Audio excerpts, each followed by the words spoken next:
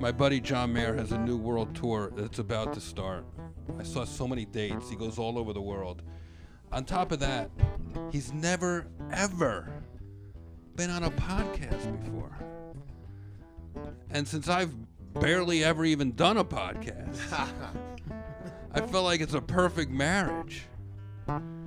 And music fans know him from his many Grammy-winning songs, his smash hits, his world tours. Comedy fans know him as a frequent judge on Roast Battle and one half of the comedy duo Controlled Danger with Dave Chappelle. I know him as the greatest blues guitarist ever to come out of Bridgeport, Connecticut. Playing us in tonight. Hi, buddy. How are you? I'm so good. That was really fun. I'm not sure I'm one half of Controlled Danger with Dave Chappelle. I don't know that I make up a complete 50% of that enterprise. Oh, come on. It's very so helpful special. 30. No, it is. It is. I've seen it many times. I've even opened for you guys on a couple special occasions, No, it's been great. New Year's things. And it's fun, man. Anytime I get to share a stage with Chappelle, I'm like on cloud nine. Me too. I mean, it's a drug that you can't really explain to people. He's better than everybody else. He's not a comic. He's not a musician. He's Dave Chappelle. That's right. He's a folk hero. That's right. And we all aspire to be great. And then we, for 5 minutes I might think I'm a hot shot, and then Dave rolls into the Comedy Store. And, it reminds me of the Jay-Z lyric, I forget better shit than you ever thought of. He literally forgets better shit than any of us have thought of. I love to watch and I said the other night to him on stage, we were at the Improv, I go, it's not the bricks, it's how you lay them. Yeah. I like watching the order in which he does masonry. I'm not all that interested in the top. You can get caught up in what it is he's saying. He's only setting up the most indefensible premise he can come up with because that's the way to lay the bricks in a way that's the most exciting, And so I just like watching his brain light up. You said that to me once too about music. It's sometimes it's the notes you don't play. And I don't know if that was your thing, but I was watching everyone said so. Yeah, I was watching you record solos on Born and Raised. And that's right. You were at Electric Lady when we were doing that record. And in my neighborhood in New York. And I noticed, like, the more takes you did, the less you played. And I was like, oh, he's, what's the word I'm looking for? You're sculpting. Yeah, that's right. Subtractive synthesis. Yeah, like pulling stuff away. I was so into that because, you always hear about guitar players. Like, he played 1 million notes in a minute. Like, it was crazy. You hear. Well, now I feel like everyone knows that I could do that, so I don't need to do that. Oh. So I think it's sort of like doing a lap in an Olympic pool or something. You play your ass off to get to one half of the pool, and then you kick off the other side. And it's like, okay, now you know the fastest I can play. You know the most I can play. I don't have to play anymore as a way to get you to understand how I play. So now I can just play what's right for every moment, Wow, that's interesting. I noticed, and this doesn't have to be a complete music podcast because we have a very emotional roast and peace to do a little bit later, but you have these new songs out. Sometimes I just feel like I guess I just feel like New Light, which is like, and then Current Mood, like there's something happening that's going on with you. They're all of those things are like of the present, in the mood. Yes. You're going through a transitional thing, which I couldn't help but notice when I came to your IGTV show, Current Mood, and then I hear the new songs you put out, and I go, "This is about." It's ironic. It's an Instagram show, but it's about being in the moment. Yeah, is how I'm interpreting these new projects. That's right. That's right. I mean, these ideas. Yeah, it's hard to break down, right? Like, number one, I've made so many records that I've lost a little bit of energy when it comes to walking into a studio for a year to make 12 more songs. Mm-hmm. Number two, I don't want to be gone for a year to do that. The world moves too fast to check out, to be stuck in a studio and be putting up 10-second clips of a beat for the next year. And I also think that you can tour yourself into oblivion. I don't even think it's a great idea for artists to go on the road 12 months a year anymore because you're only in the city you're playing, So I wanted to be more places in more time, in a shorter period of time.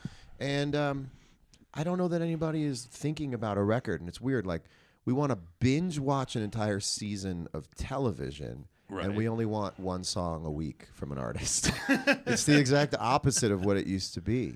Well, you can only tell. What about comedy? I mean, I can tell. Once I tell the joke, it's Dunsky. They come to see you based on shit they've heard already, but don't play it. Right. Don't be it. Right.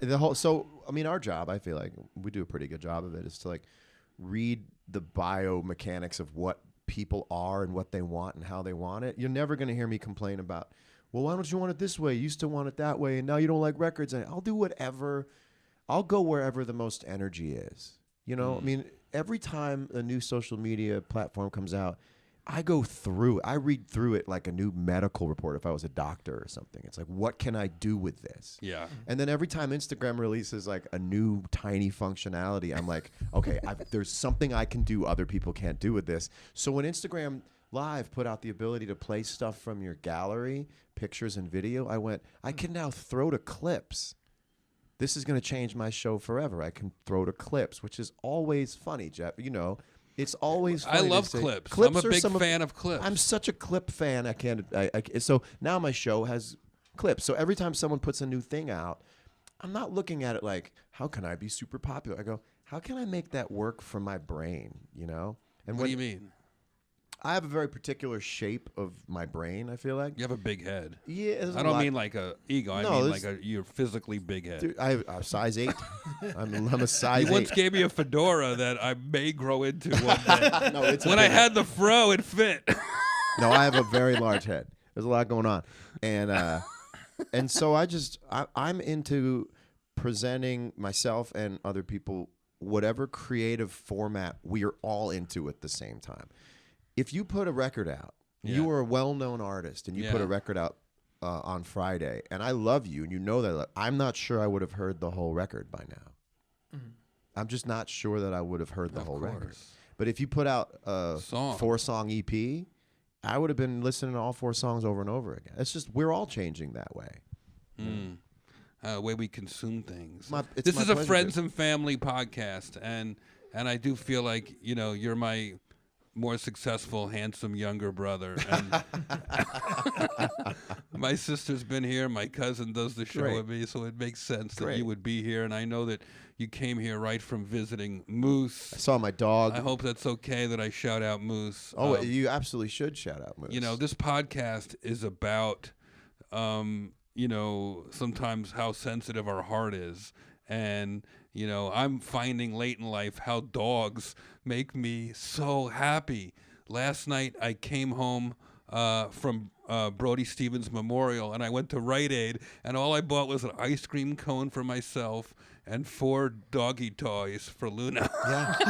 Yeah. And came and stayed up till 4:30 in the morning just feeding her like squeaky toys. You know what's funny? Even the worst people on the internet, the most hateful, worst people on the internet, if you trace back to their profiles, they always write dog lover in their profile. They're always, why is that? It's unbelievable. They'll write the meanest shit on your Twitter or on your Instagram, and you'll be, who could have ever written something this mean? And it always just said, devoted mom, dog lover, registered nurse. And you're like, who? Always a dog lover. I think if people put photos of their dogs with the dog's name and age in the signature line of every comment on the internet, hate would disappear overnight online. What was your first dog? My first dog was a Siberian Husky named Lobo that my parents had. Really? Cool. Yeah, he was a cool dog. Wow. Really cool dog. Lobo. Yeah, Wolf. Lobo. Wolf. A wolf. In Spanish.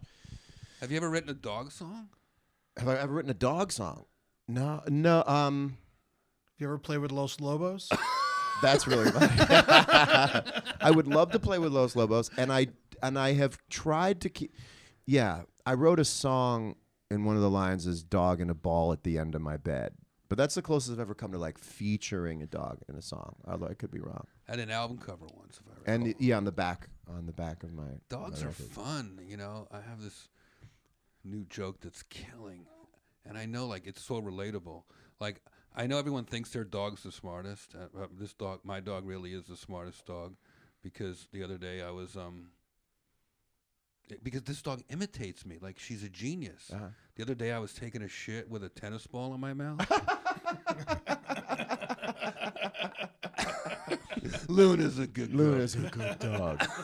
She's like, I always say that dogs, and I mean this, and I love my dog, but I do feel like my dog is one feature short of being absolutely necessary. Like there's one more thing that all dogs should be able to do that would put them beyond the threshold of like, gotta have a dog. Do you know what I mean? Like if a dog could let you know when you had a missed phone call. That's It'd all be they did so was great. bark. One more well, thing. They're one thing short. I have to tell you, you have to make a little bit of an effort to be like my dog. Dogs are unconditionally the greatest. Sometimes I look at my dog and I'm like, this is it, huh? You're fed, you've slept, you went outside, and you're still staring at me. And you go, how do I please the customer? And my brain goes, we are one thing short. Both of us on both sides of this equation are missing one thing. And I stare at him and I go, I don't know what else to do for you. And that's when I think if they could just bark, like when carbon monoxide is in the house or something. You know? Oh, this is Luna talking. She's licking the microphone. Oh, I just love it. good girl. She'll be dead in 3 years. Oh, God. Sometimes I just tell her the inevitable. Do you get sad in advance for the death of your dog? I do. I think about it. Sometimes I start thinking about what it would be like, and I would be on the floor. I once told Sarah Silverman that if her puppy passed away, that she could call me and I would come help her organize it. That's really nice to have someone set up. Well, what I would need is someone to go through my house before I got there and remove every last. Like, okay, I want a few things in there that I can, but like, if I find a tennis ball somewhere, if I find one chew toy in the corner, I'm gonna lose it. Someone should be able to go into your house and do a full sweep on anything that might spark a bunch of sadness. That's a real friend, Ed. Yeah. Will you please do that for me? Absolutely. And then you can open the box and look in it when you're ready on a random day when it's when it's less tough. Yeah. You ever say something to your dog that you just have? There's just no way your dog can understand. Like, 10 more minutes. You ever say it to your dog? I talk to her all the time. Like she's like, I just remind her.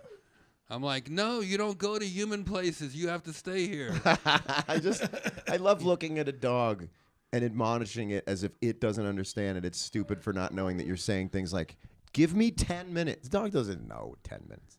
I know, but what do you think it is that they read? They read our the way Energy. we say it.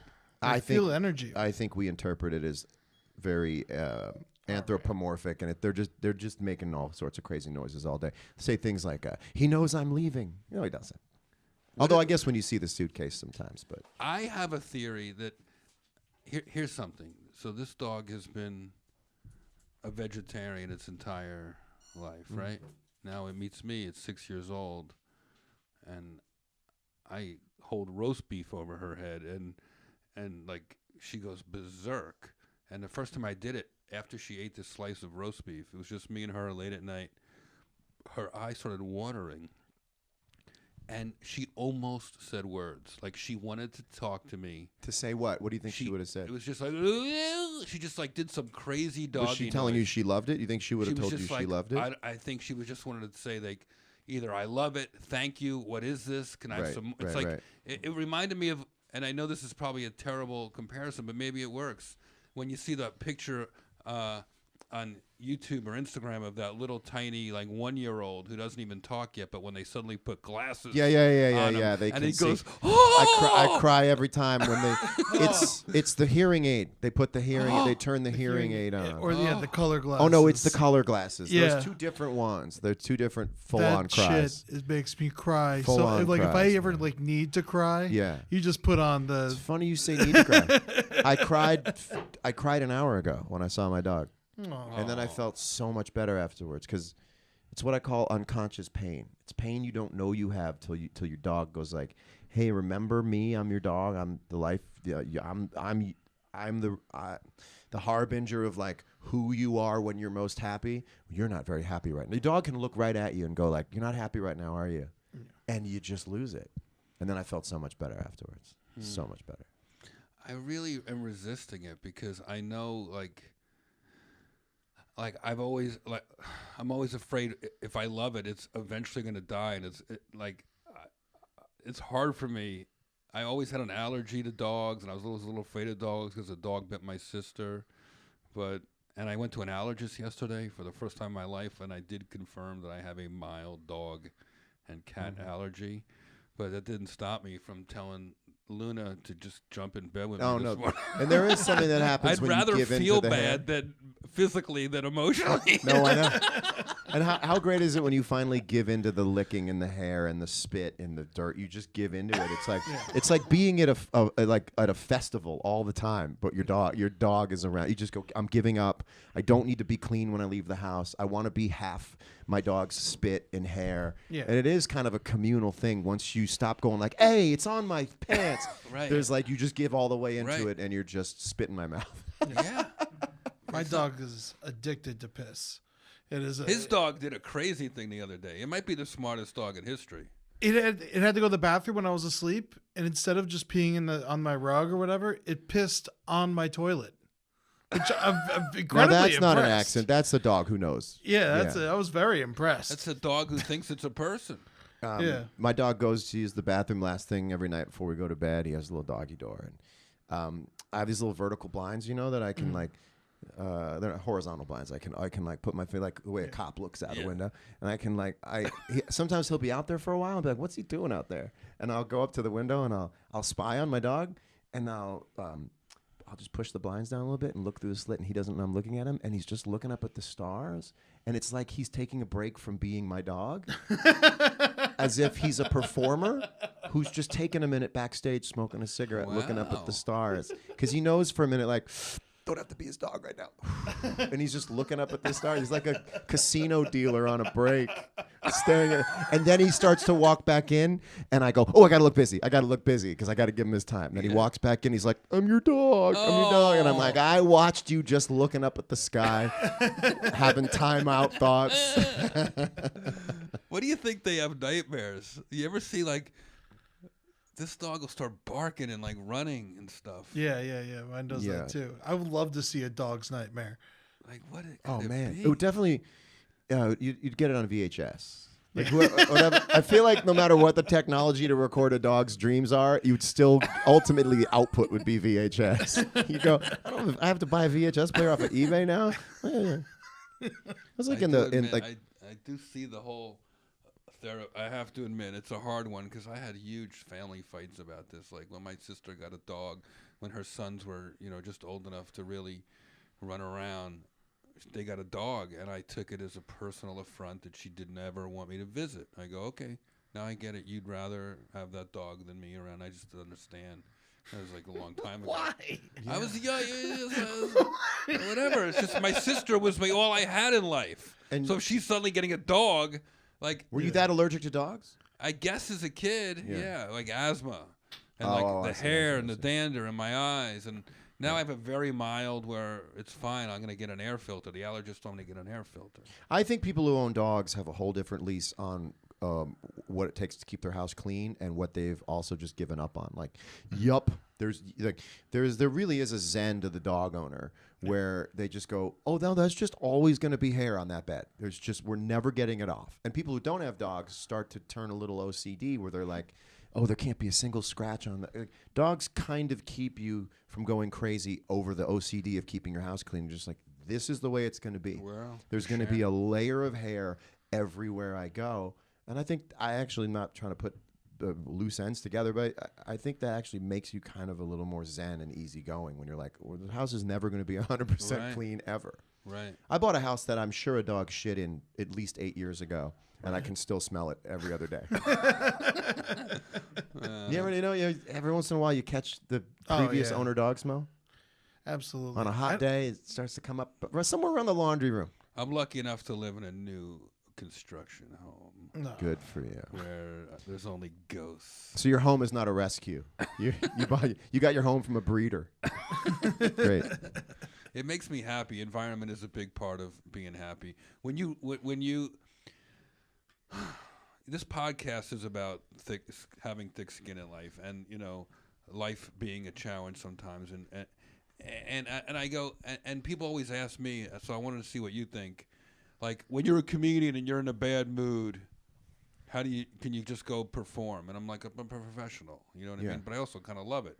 Now, you're a guy who plays the blues, but you're not necessarily sad.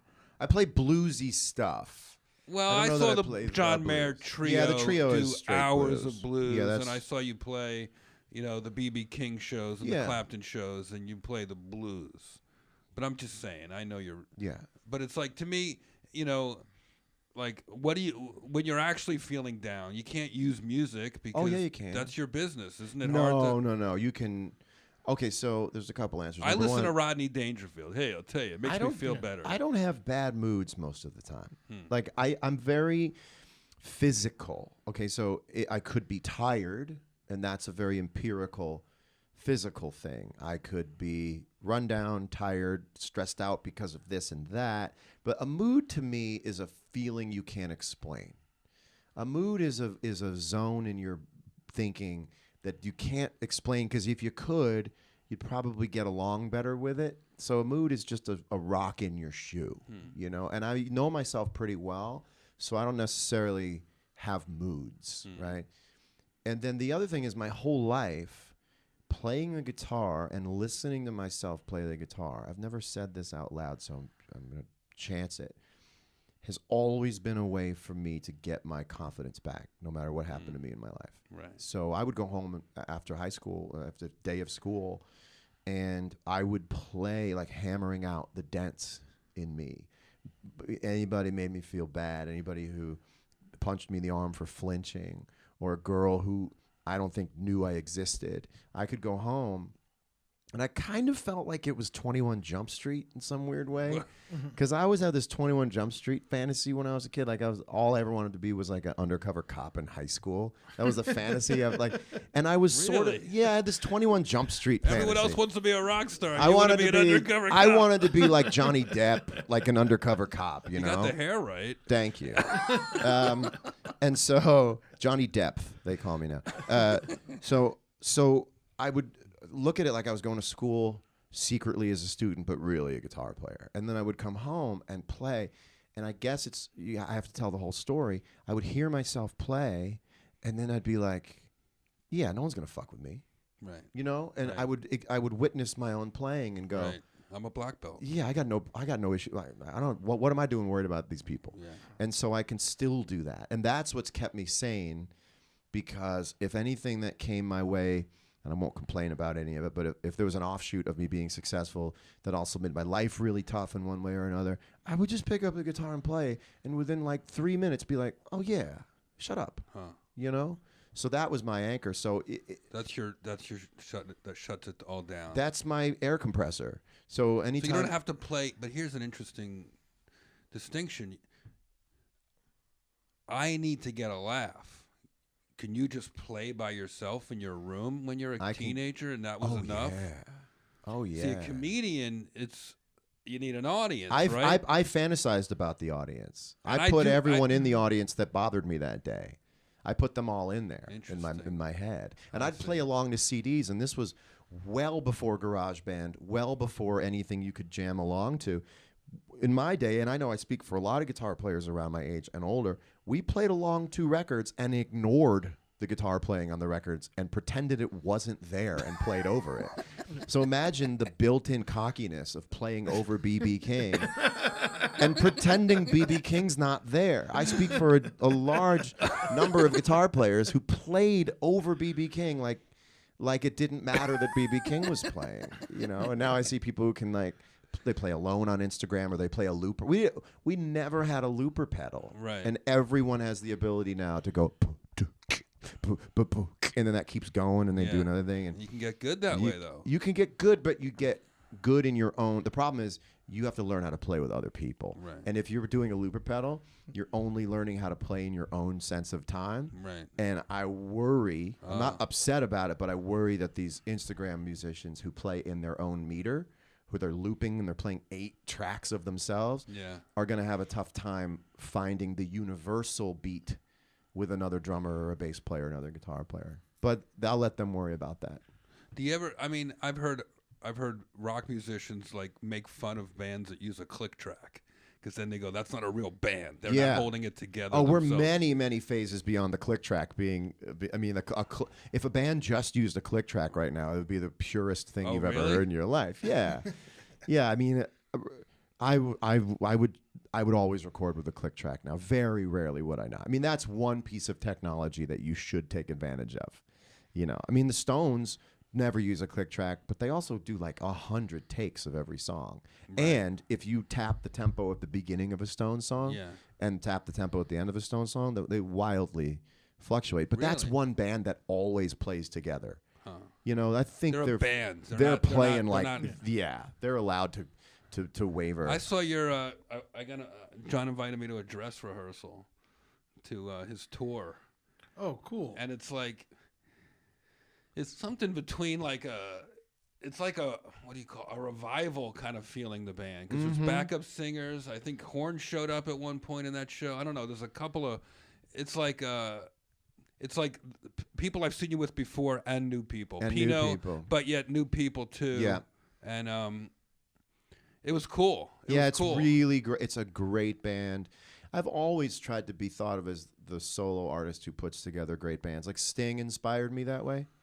Sting was always about putting just the greatest band of musicians if you're that he could good, get together. that's Joe only going to make. Yep. Peter Gabriel. Yeah. You know, like I like solo acts where you want to really want to understand the guys they're playing with, and you want to learn their names and you want to hear them play in their own bands, and it's kind of an all-star lineup of musicians right now. And the other thing was I don't want to carry Aaron awesome. Sterling, who's on Born and Raised in Paradise Valley, and Pino, of course, who's killing, and David Ryan Harris, who's played with me for almost 20 years now. Oh, and I wanted to do a little less heavy lifting, and there's a beautiful thing that happens when the band is playing all of this music, and it takes a little bit of onus off the guitar. You know, when I was starting out, it was me and a guitar.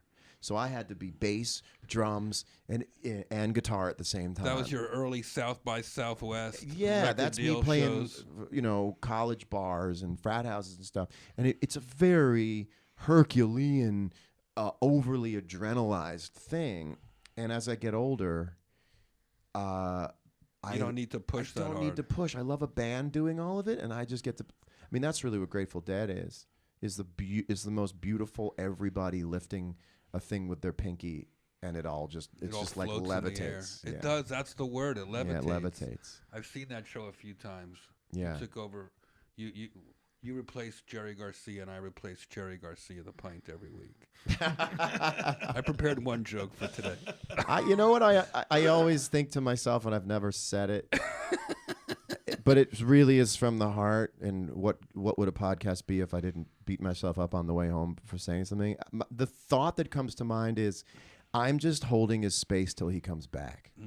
That's what it feels like to me, man. And I'm sorry, that's how my heart feels. My heart feels like I'm just holding it down till he comes back. I mean, he's one of the greatest ever, if not the greatest. And I because I'm a guitar player, I can explain to any guitar player who isn't all that well versed in the music of the Grateful Dead why.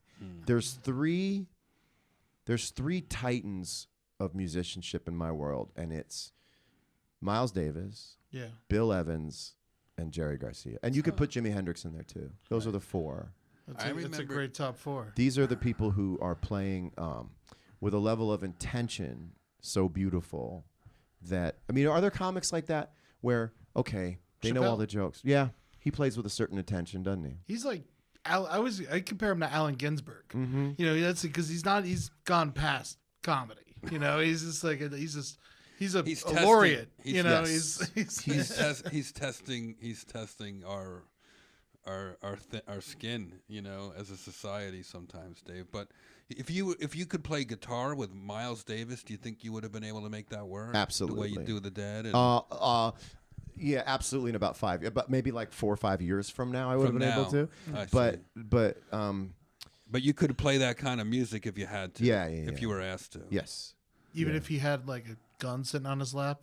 You know, every time someone asked me to play along with them, like I did a Herbie Hancock record one time, and I got real nervous right before, and I was like, I really don't know jazz. Like, and I went, he doesn't think I know jazz. I'm not here because he wants me to play jazz. And then from that point on, I realized if you want me to be a part of what you're doing, you already know what I do, right? And you've already signed off on that, right? Otherwise, you could. Or they need it. Like, well, that's the thing. Sometimes the band needs a little. You could have called a billion other jazz guitar players, but you wanted me here for one reason or another, so I'm going to do my thing. Right. You know? Yeah. But yeah. But you're also a bit of a your thing, but you're a chameleon too, because I've seen you like, I don't know. I've seen you with comics, with the guitar, without the guitar. I've seen you play with your own solo shows. I've seen you do an entire pre-New Year show, like sitting down with like pedals. Yeah. I've seen you jump into blues jams that had nothing to do with us. We're just, walking through a bar or whatever, and the mood hits you. Like, you got like, what is the word there? Like a troubadour, like somebody who can sort of bang in anywhere, and maybe one or two songs you can take over, but for the most part, you got to be able to like fit in. It's almost like an improv performer. I think the closest thing I can think it's like is like a professional gambler who just wants table action. Yeah. I just want. Would you have that? Yeah. There's this question in. You going up tonight? Yeah. They ask that when I walk into it's partly my fault that they ask this, but I'll walk into the cellar especially, and they'll go, "You going up tonight?" And even if I don't, which most of the time I don't, I just love the question that someone thinks I might. I think that creativity is like this jump rope that's going around all the fucking time, and I just want to jump in it. And for better and for worse, with stand-up, which I think I learned isn't going to be my wheelhouse, but anytime there's a guitar that's on a stage, that's an opportunity. And I swear to God, it's not an opportunity to be like, look, it's me, Johnny Mayer, playing the guitar. That's an opportunity to like get inside the jump rope or get on the, like when that dealer starts going flip, flip, flop, floop, floop, you go, I might win $1 million tonight. Right. Yeah. And it's the same thing when I go in the studio. Right. I might write Thriller. Right. Or when I, go up with Dave, I go, we might come up with the world's luckiest best hour that someone happened to put on. Or best joke, because the jokes are what people remember. We killed each other the other night. I mean, I heard you guys went up. Last night, it was only one time in my life, so and it was jealous. the other night that I laughed so hard on stage that I couldn't breathe. I mean, I was truly gone. What was he saying? You You don't have to ruin his joke. No, I won't. It was a very unconventional thing we had going on. Where There's nothing harder than quoting Chappelle. It's like, well, yeah. No, it wasn't a joke per se, but it was about. It was like the way you and your brother will build a scenario, and you'll just keep stacking onto the scenario over a course of 2 or 3 hours, to the point where you're just like writing a movie. When you're building more than a joke, you're building like this shared vision of what a movie might be about these two things and this and that. And we just got into some of the funniest stuff, and it was just crushing. And it's funny because at the end of it, you're like, thank God nobody taped that, because my career would be over. But I really wish somebody taped it so I can hear it back. Right. And it's catch and release, man. Right? It's like, have you ever had a show? Did you ever have a magic show that wasn't recorded? And you? Yes. What's that like? Yes. Do you still? Is there one night?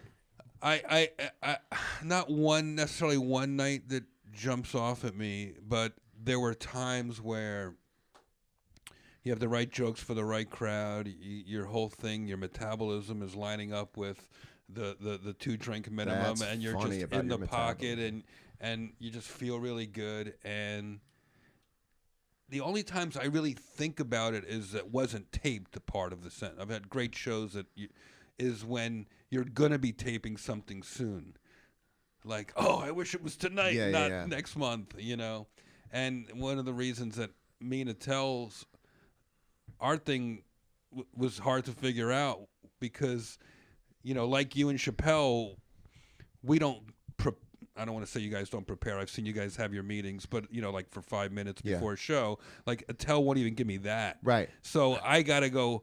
What's the best way to set him up and do all this without annoying him? I have the same thing going on with Dave now. Like we've lived enough life together on stage that we're building kind of like a carbon copy of the hard drive. Yeah. So we're both on a local area network of the same joke list. We've been around the same sets. But then it gets hard to make new ones. That's why the other night. You're right. So Attell, you're right. I'll set him up for something I know is gonna showstopper, and he'll ignore me completely because he did it last week and doesn't want to repeat himself. I had this problem my whole career where I would do press, and I went through publicists because I was difficult for them, because they would say, John, just answer the question the same way. And my brain, even to this day as a musician, works like, if it's already happened, it can't be done again. And so I would keep answering the question in an increasingly more esoteric way until you get to your 50th person, and now you're beginning so far beyond the buoys that you just get in trouble because you don't want to say the same thing.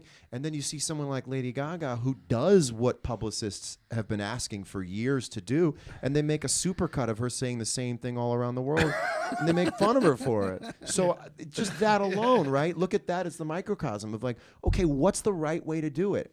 Be safe and boring or interesting and possibly lose everything. So what other game in the world, if you win, they chuckle, and if you lose, you will die?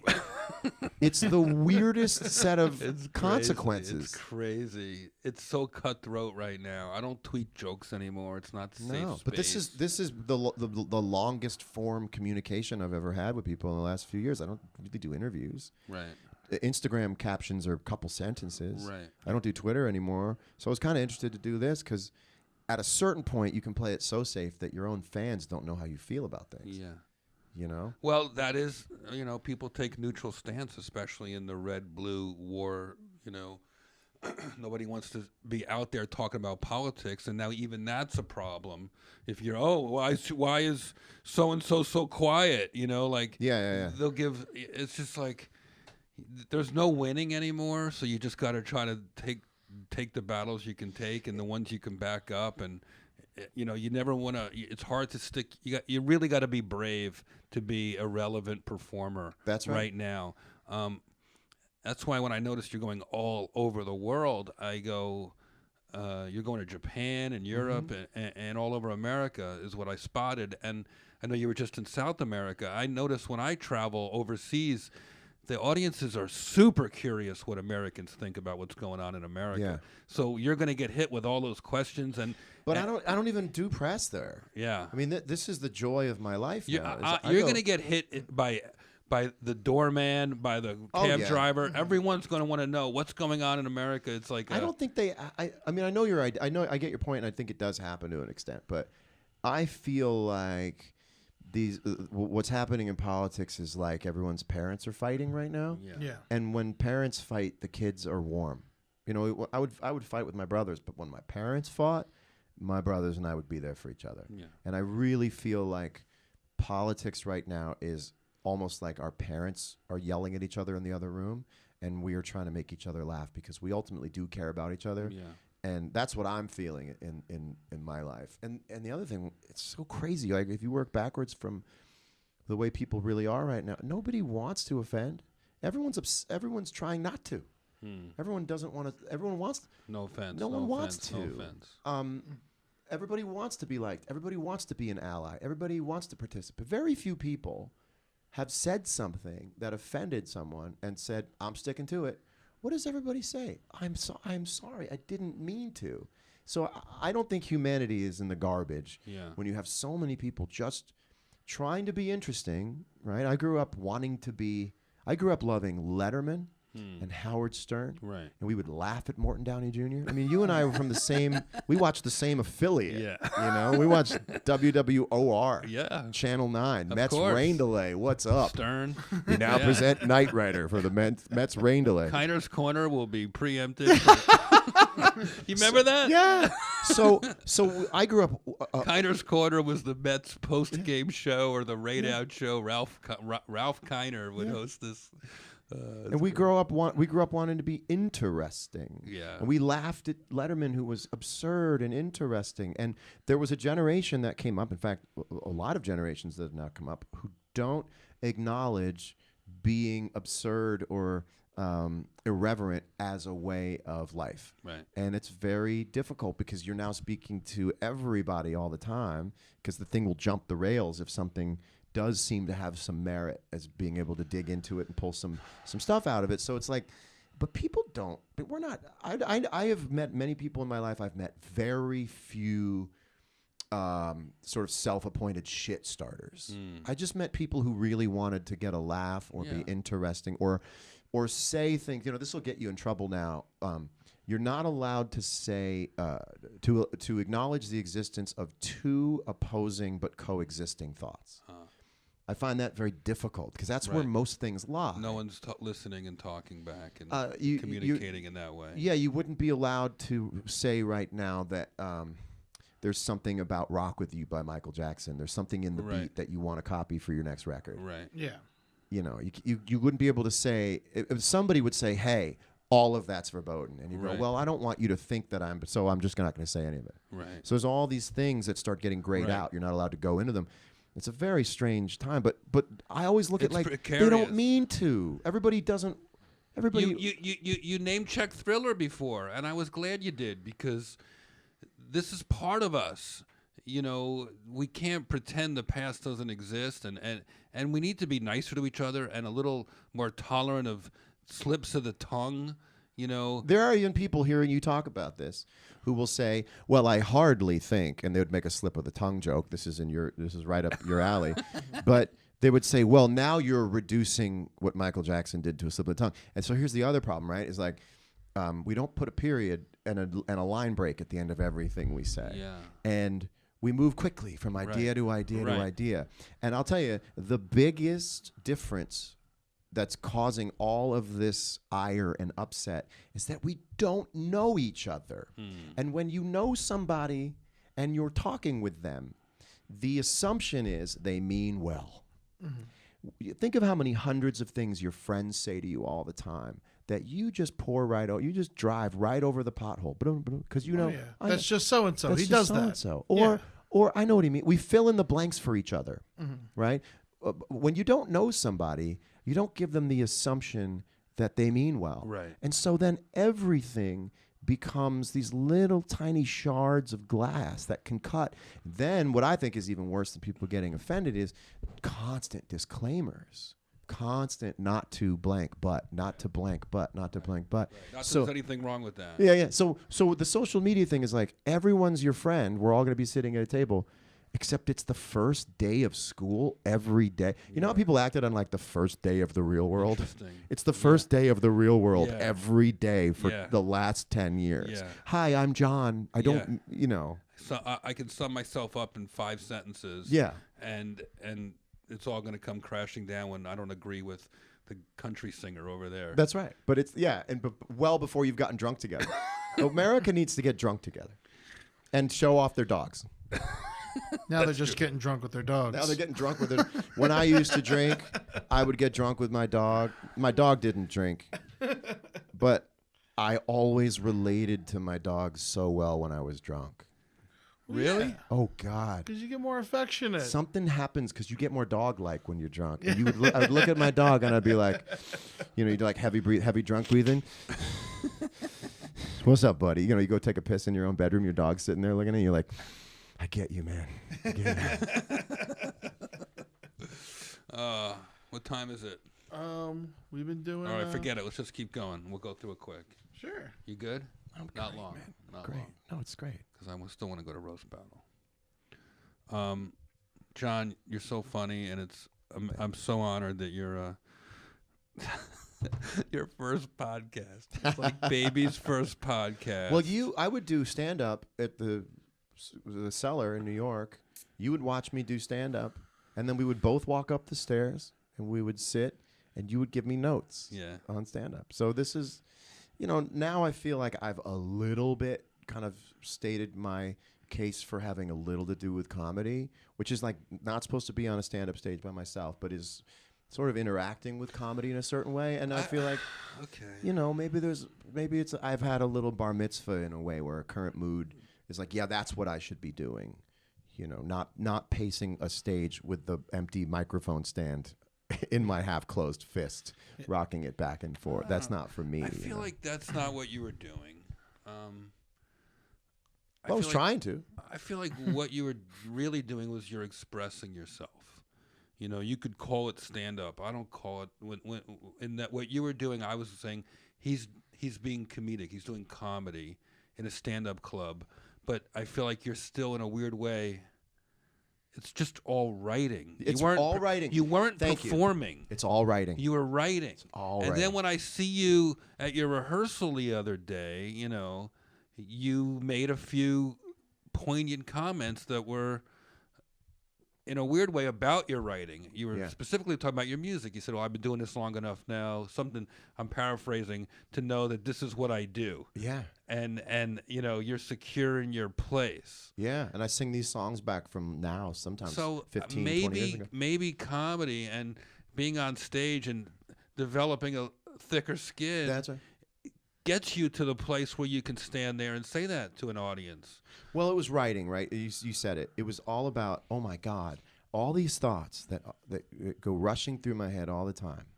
If I grab the right ones and I interpret them metaphorically in the right way and I organize them the right way, I could possibly, I didn't really ever do this, but I could get an entire room full of people to be howling with laughter. Mm-hmm. It never really happened, but the possibility of it always drew me to try. I remember people would go, "Are you going up?" And I go, "I am not going up tonight."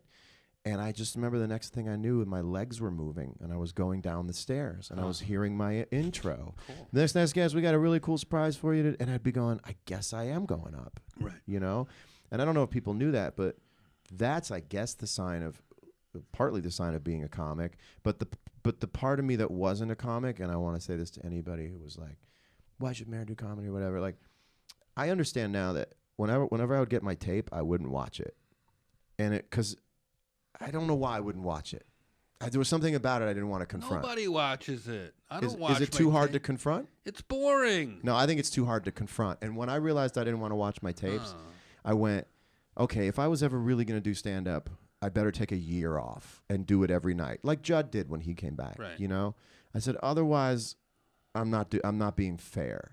So I kind of don't do stand-up anymore because it's not fair to pop in and do things off my iPhone notes, go home, never watch the tape, get my own feelings hurt by my own lack of clarity or quality, and then and everyone else gets a little bit like, well, is he going to do that again? No, maybe not.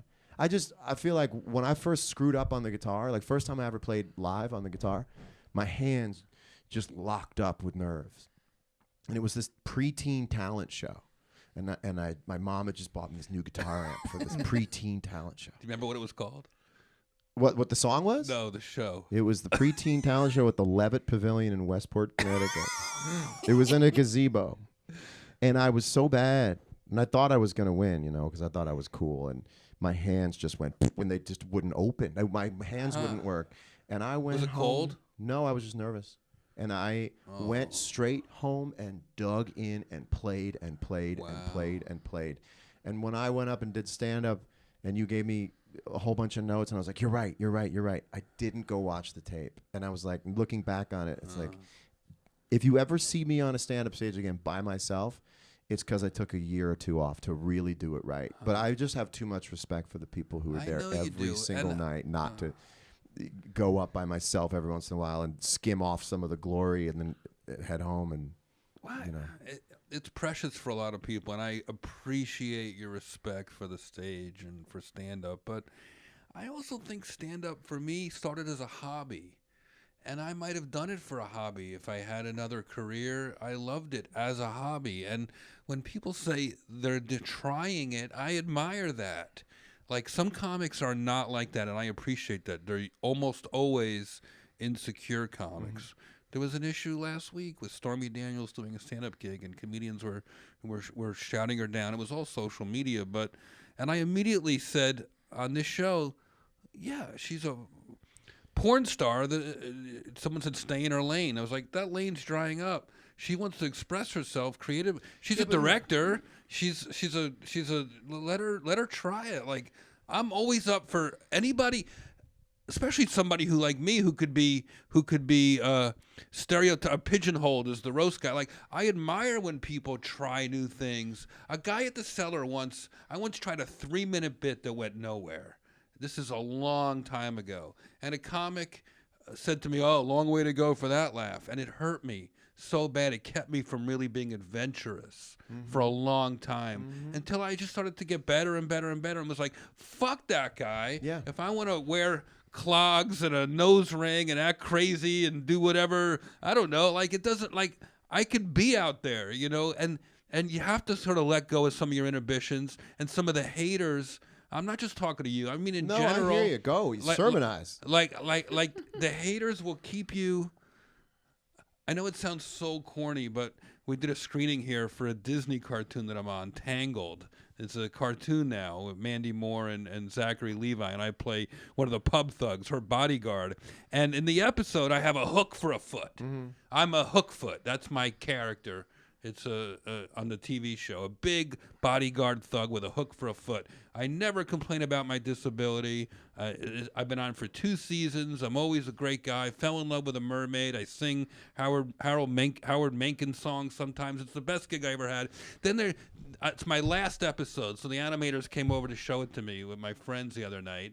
And in it, my long-lost brother from the movie Hook Hand shows up, right? And it's Brad Garrett, and the whole storyline is how he mocked me for wanting to be a dancer when we were boys, when we were young brothers. You know, you have brothers, you can relate to this. And mocked me, and I left my dream, and I became this pub thug bodyguard for Rapunzel. But he's a big star now, but he's being a jerk about it, and he's like rubbing it in, and he's making fun of me still for wanting to be a dancer with my hook foot. In the meantime, he has a hook hand, and he's like a musician. So... And Rapunzel gives it to him good. Lectures say, how dare you stop somebody else from living their dream? Don't be like that. Don't be negative. You know, be positive. And then he apologizes to me, and we kind of leave and go off and do a vaudeville act, and I'm out of the series. That's how they killed me off, right? Long way to go for that story. It was beautiful. Spoiler alert. But what I'm saying is the haters, like my mom loved me, but she always said to me, like, I had a terrible voice, you have a terrible voice. Don't sing. And then so I let that keep me from trying. Haters. Some asshole on Twitter or some obnoxious comedian says don't try something. It's just the negative. I'd rather see somebody waste stage time. Or, you know, I don't ever see that as waste. I see it anytime a human being wants to express himself in a new way. I think the comedy community, should be inviting. You could say, and that is true. There's plenty of stage time to go around. You could say that haters are like unemployed gatekeepers to nothing. You're like, okay, so you're working for free, right? No one's paying you to defend something, and the thing you're defending is nothing. So if you really break down like what a hater is, they're sort of saying, not that. You're not that, that's that. Well, whatever, they're not even pointing to what that is, and whatever that is doesn't need them to continue on, to carry on and hold strong in front of the gate and go, you're not funny. Like, no one's paying you to do this, and the thing you're defending might not be true, and the person that you're comparing this thing to doesn't want you to work for them, and you're not getting paid.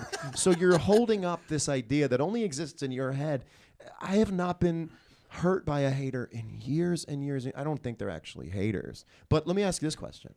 Do you think we have a mutual buddy who blocks people? And I always tell him, like, don't block somebody if you don't like what they wrote. Ignore them. Let them drift at sea. Yeah. Why are you engaging this nudnik? Yeah. Part of the thing that makes haters easy to ignore is that they give themselves away with their syntax. There's like 4 ways to write a hateful comment. There's a billion ways to write something nice. Right. And there's like 4 ways. Like what? Like I don't know, but by the 3rd word, I go, okay, I don't even read it. I got it. Haters are always corny. Yeah. Like, because if they weren't corny, you would love them. Right. So you are a hater, but you're a clever hater, and you're not corny, and you're interesting to listen to you hate on stuff. So ultimately you're not a hater. Thank you. But my question is, do you think there's like this correlation between open-minded Zen performers and really successful, like satisfied, fulfilled performers? Is there anybody who has your point of view about, hey, the stage is for everybody who is also losing out jobs to other people right now and are just closing the store at the very last. Say this again? Can you simultaneously keep an open mind for all performers and be someone hungry to win at the same time? Or do you have to kind of be like you and I where we're established? Can you be unestablished and still keep that open mind? Or does this come from success? Is success the ultimate Xanax for this stuff?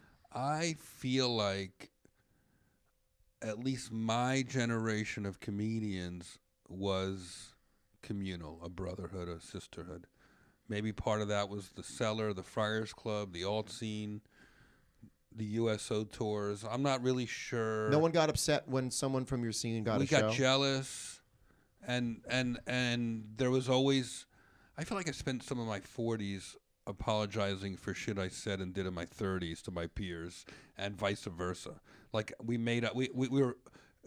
The alpha male and alpha female stuff comes out in your 30s really hard. Yeah, that's right. 20s, it's like it's a free for all. That's right. But then the 30s, you start to go, maybe this one will be bigger than this one, and maybe I really probably won't make it until. I always knew I wouldn't make it in show business till Attell made it, and I was right. You know, like Attell had to make it, Insomniac, and we were all like, okay, the funniest guy made it. Now we can all make it. Right. Isn't it like you're in the desert and you have enough water in your canteen for you and other people that you can let other people drink from your canteen, but other people who don't have enough water in their canteen just can't afford to share? And that guys like you and I have like gallon drums of water because we're fulfilled, that we have that to share with other people. The people I don't understand, not to name names, are people who have an entire tanker truck full of water and won't give someone a sip. Yeah. That my brain does not understand. Yeah. I mean, that's how do they get happiness from that? I don't understand. I mean, those are like billionaires. You know, that's your, not to. I mean, yeah, like you said, not to name names, but it's like the president. It's just how they are. It's greed, and you want to be the best ever. You want to be. Yeah, that's that's so pathological. It's such an outlying pathology that, like, what would you? I mean, it's such a black swan. He's such a black swan. There's nothing to take from it. I just look at it like a petri dish, and it's just got this organization of cells in it. And I don't even really humanize it. Like, I don't get upset. I don't get newly upset every time the president does something upsetting. That's why it's an extension of the same. Yeah, it's a pathological thing. It's like watching two cells just bounce off each other or something, and other people going, "You see what they just did?" And I go, "That's what those two cells do in that slide at the in the petri dish or something." Yeah. But I agree, and yeah, I mean, it's just as upsetting, but I don't open a new file for each thing. That's why the left is getting so beat up, because they get so flared up over every little thing. The guy mispronounces Tim Cook is Tim Apple, and it's a big news story. Well, at least it's all over social media. I go, how about not caring about that stuff and just caring about the important stuff that's life-threatening? Being not how you win. Yeah, being selective is a very smart, shrewd way to do it. But the problem is there's some of the lesser infractions are some of the more fluffy ones, and more people want to see those things, and so everything gets conflated with, like, do you know what he did now? Yeah. And if you're trying to win the ground war of no, we're not concerned with him calling someone Tim Apple. We're concerned with the much more fundamental. Hey, keep your eyes on this ball. Right. Yeah.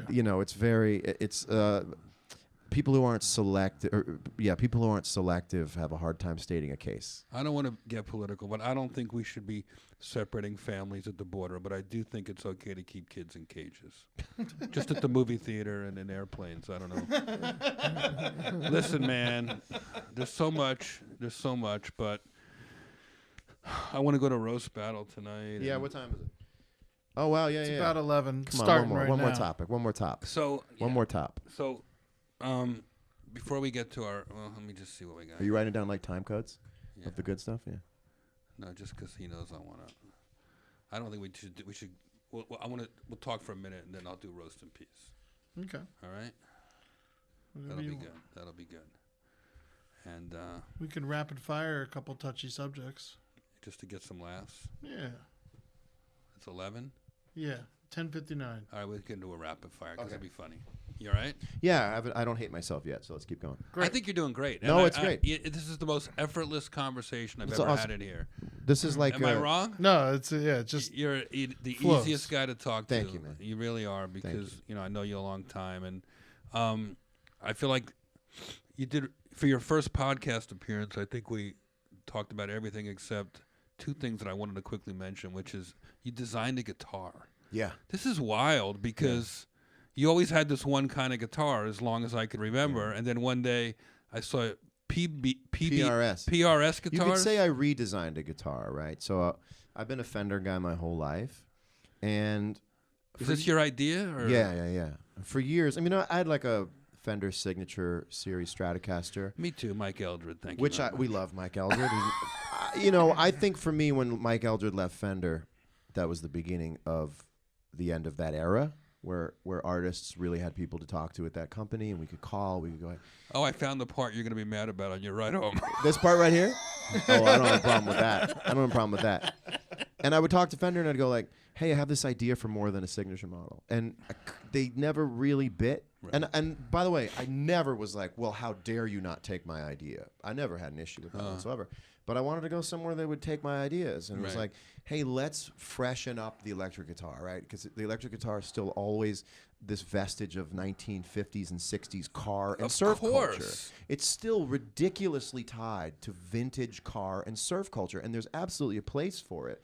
But 60 years later, you're still putting out these tributes to the station wagon, when it comes to the design language of a guitar.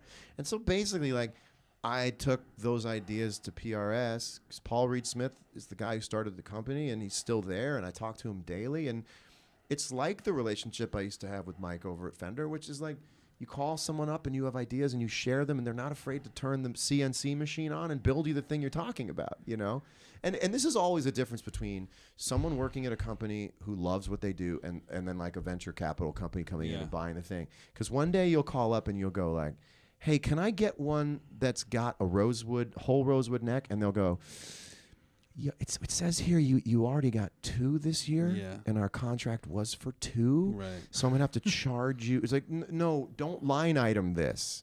Mike would send me a thing, and then we would do something together off of that would make you guys really happy at the end of the thing. Of So now I do it course. over at Paul Reed Smith, and it's not really like thumbing my nose at Fender. I mean, how are you going to get mad at the company? I mean, you'd be like, no more Jimi Hendrix. I'm boycotting mute Jimi Hendrix because he Right. played a Stratocaster. It's got to be fun to play something you thought up. Well, though. so now I'm playing this thing that's 100% mine, right? And in Has a it wa- affected your playing or your mood? Or? It's affected my overthinking because it's like you'll cook for yourself all day and night. And it doesn't matter how it tastes, but as soon as you're cooking for other people, you start getting paranoid about every variable of the meal.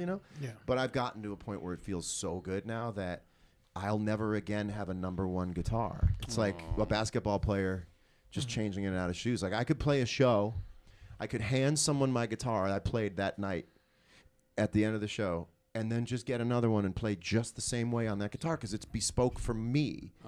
So for the first time, I could go to a Guitar Center and pull a guitar off the wall and be like, it would feel just like the one I had for 20 years, which is super cool. It's called the Silver Sky. It comes in many colors. PRS guitars, That's vomit cool. yellow, chicken parmesan. Wouldn't that be a cool color? Chicken Parmesan metallic. And there's one that has the ceiling from Cantors. Yes. I love it. That's so funny. And your TV show I read about, that's crazy. Yeah. Yeah. They're making a TV show. Yeah, ABC is producing a pilot based loosely off of a song that I wrote that a writer got really inspired Has by. this ever happened in history? Maybe someone said it had at some point. I mean, there was a Margarita. Married with Children. Yeah, Married with Children. Right. But we'll see. I mean, it's really fun. I didn't get into this Heart stuff. of Life. Heart of Life. Yeah, I didn't get into this stuff to be like I want to produce stuff, but I take these fun little opportunities as they come, and it's just a fun little playground now. My career now, as strange and disjointed as it is, actually is a perfect kind of impression of the way my giant head looks on the inside. It's just like this little weird river that breaks off here and does that and here and does that. And I know you want to get out of here. We can both go to the roast battle. I'm happy to listen. I love talking to you. One time we were talking, and we wanted to go to the San Gennaro feast. We just kept talking through the feast, and we took turns saying hi to people. Oh, we would. Another time, yeah. Yeah. Another time, you couldn't talk. You were on voice rest. And I came over, and you would just write me notes. And I'd talk. I was on voice rest for a really long time when I had my vocal issue. And I figured out the smartest way to communicate was with an iPad with a Bluetooth keyboard and the iPad facing away from me. So I would type and then just Apple A, delete, just select all, delete, and just type and just understand that was pretty close. And we would go around the city. What weird times we got. One time, Jeff borrowed a shirt from me at my house before we went to the cellar together. He's like, "Hey, can I borrow a shirt?" "Yeah, sure." We both go to the cellar, and he calls me up on stage, and he makes fun of my shirt. And I go, "Jeff, you're wearing one of my shirts." And he had forgotten that he was wearing the shirt. You reversed jujitsu'd me on that one. You should put that on your credits, is that you fit in a John Mayer shirt. You fit in All right. Yeah. It's all fun and games till you make fun of the roast master. But we had a night one time that was, to me, the moment where I went, okay, I don't suck at this anymore when it comes to comedy. Which night? You came up to join Attell at the cellar, and then you guys both brought me up. I'll never forget. I think about it all the time.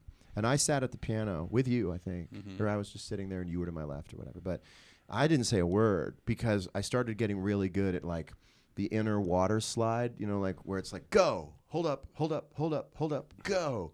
And I just held up the whole time because there wasn't anything good. Yeah. And so I sat there the whole time, and I finally learned how to not take every bingo ball that comes up out of the cage. Yeah. And I just sat and sat. And Attell was talking about going down on a girl and some strategy he had for going down on a girl. And he turned to me.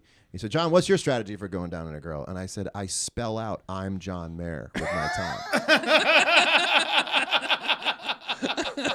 And it was the only thing I said that night. I bat 1,000 because I took one swing, and it was a home run. And even Attell was like, yeah, okay, you got it. I'm giving you a bump mic on that. Thanks. and that's when I was like, okay, now I feel like I've entered a new realm where I'm not hyperactively trying to throw things out that come to mind. You know? Part of holding a joke, when you have a joke, it's the hardest thing to do because you know you might miss the shot. It's like seeing the opening, but you know you got to run the clock out or whatever. Yeah. And it's really the Zen master timing thing of knowing that you might not get to do it, but if you do it, you have. That's right. You know, when I do my speed roasts, not with Dave because we're like basically doing a duet, but like if I bring up another comedian to do it with me, in rare occasions I'll bring up, like Sarah Silverman's done it with me and a couple of people. I have a signal. So I'm doing all the jokes, running down the run of people. I mean, I had a woman with one leg at the other night at my show. Like, it was crazy. Like, you never know what you're gonna get. And I'm just boom, boom, boom, running through these people.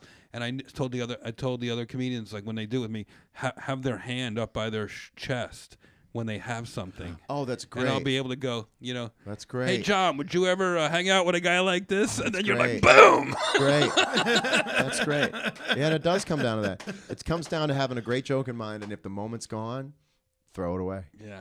Yeah. All right. Brilliant. This was a blast. We do a segment called Roast in Peace. I'm going to do that. Did you want music? I remember you asking me early on. I was going to say, this one's very emotional. We were hoping maybe you would play some blues or whatever you feel would be appropriate for a funeral. It's time for Roast in Peace.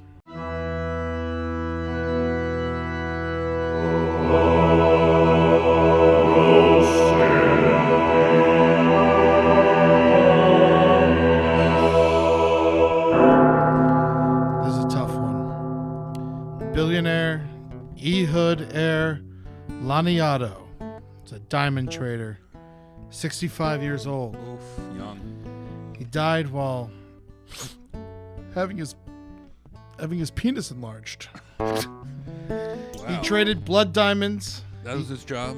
Yep. He owned the largest penthouse in Monaco. Really?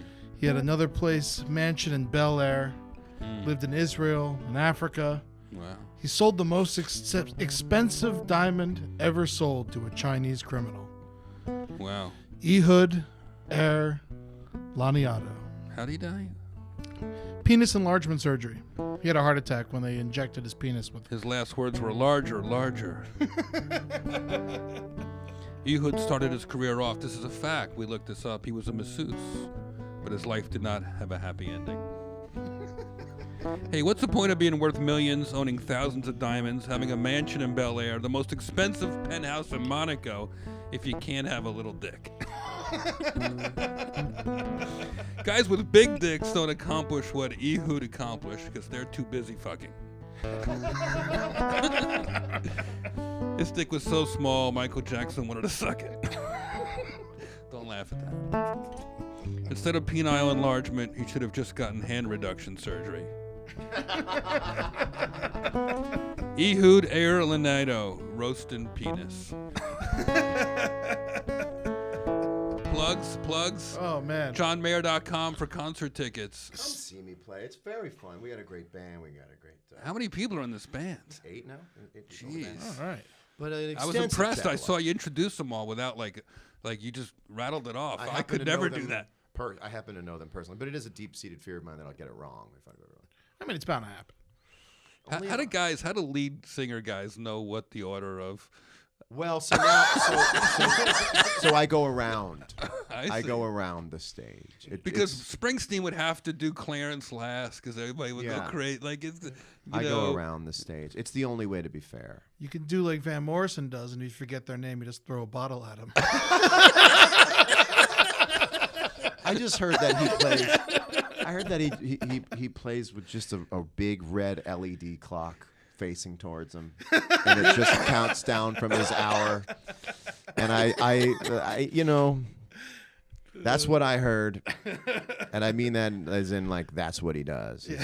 Like that's a strange relationship with music. Great. It's a shot clock on your song. I saw him. He left the stage, and the band didn't even know. He didn't say goodbye to the audience. It was great. Well, if you're doing it for that long, you got to figure out a way to make it work for you. He's got a beautiful voice. What are you going to do?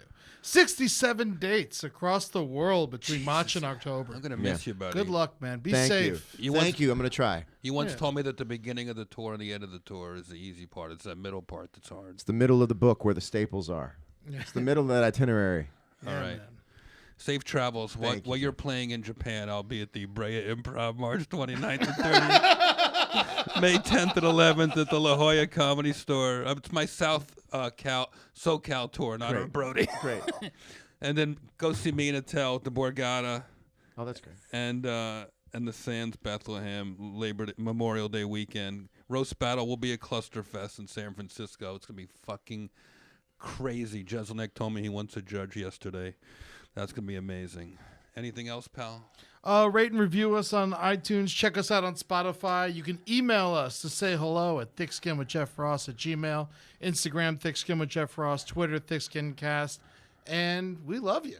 John love Mayer, safe travels. Give my best to Moose. I will. And the band. Bring them by the Comedy Store before you guys take off. I will. Lots of love, everybody. Life is hard, but we're getting through it together. Bye.